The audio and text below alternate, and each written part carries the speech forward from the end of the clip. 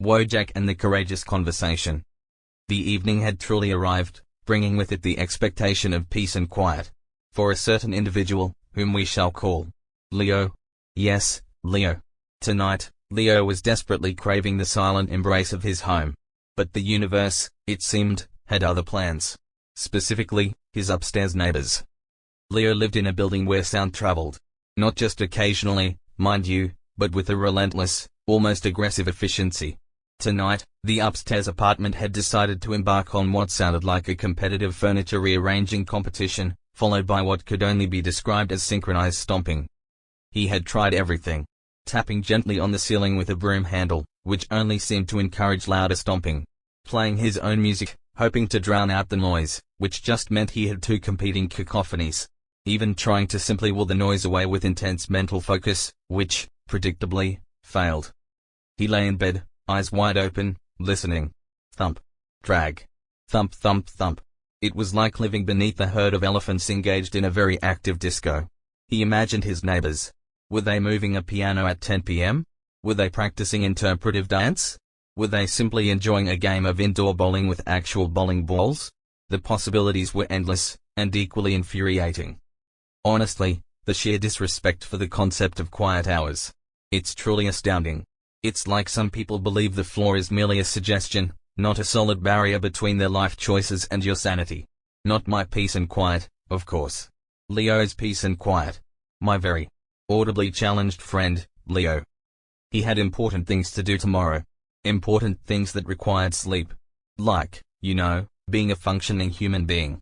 But every time he closed his eyes, a new symphony of thuds and scrapes would begin. It was a relentless assault on his serenity. He even considered leaving a polite, yet firmly worded, note under their door. But then he imagined their faces. Their utter indifference. His own desperate plea for quiet. It felt too vulnerable. Too pathetic. He thought, is this what adult life is? A constant battle against rogue noise? A never-ending quest for silence in a world determined to be loud? Or is there another option? And that another option was the scary one. The one that involved actual interaction.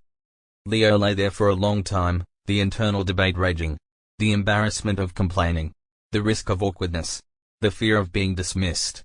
But then, he thought of his precious sleep. He thought of the constant, nagging annoyance.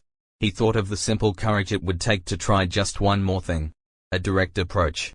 He remembered that time he managed to finally cancel a subscription, and the quiet relief that followed. Maybe this was like that, but in real life. With a deep, shaky breath, Leo finally got out of bed. He put on a robe. He walked to his door. His hand hovered over the doorknob. His heart pounded. This was it.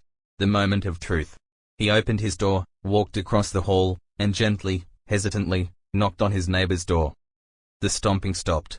The door opened. A friendly-looking person, a man Leo had only vaguely seen in the hallway before, stood there, looking surprised. "Oh, hi," the neighbor said, looking confused. Leo cleared his throat. His voice, usually so clear, felt a little constricted. "Hi," he managed.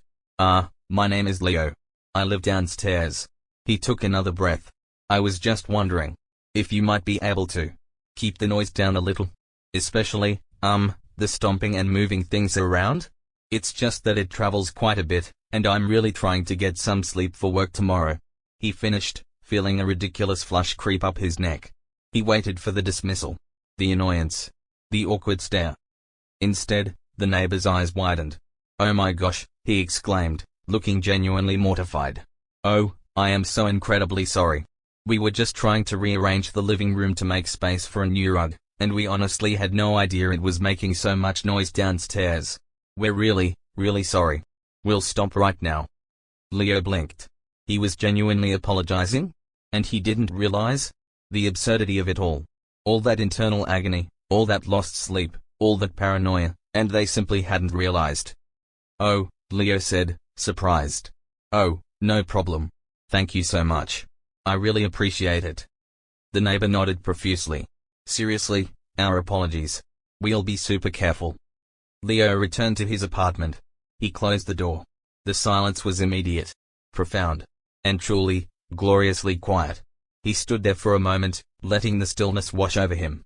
He hadn't just gotten quiet. He had achieved it. by taking a small, uncomfortable step, by saying something. He walked back to his bedroom. He slid into bed. The silence was different now. It wasn't just an absence of noise. It was a presence of peace. A peace he had, in a small way, earned. He had faced his fear of confrontation, and the outcome was not the disaster his mind had painted. It was understanding. It was quiet. It was progress. And as Leo, my very courageous friend, drifted off to sleep that night, the phantom thuds and scrapes faded entirely from his mind. He didn't dream of angry confrontations or soundproofing solutions. He dreamed of quiet spaces, and steady stars, and the blissful feeling of having stepped out of his comfort zone to find a little more peace in the world.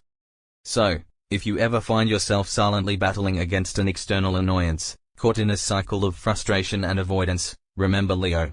Remember that sometimes, the greatest strength, and certainly the best path to sleep, isn't found in enduring the problem, but in finding the courage to politely address it.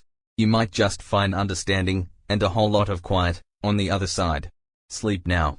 And may your dreams be refreshingly free of stomping elephants, and full of quiet courage.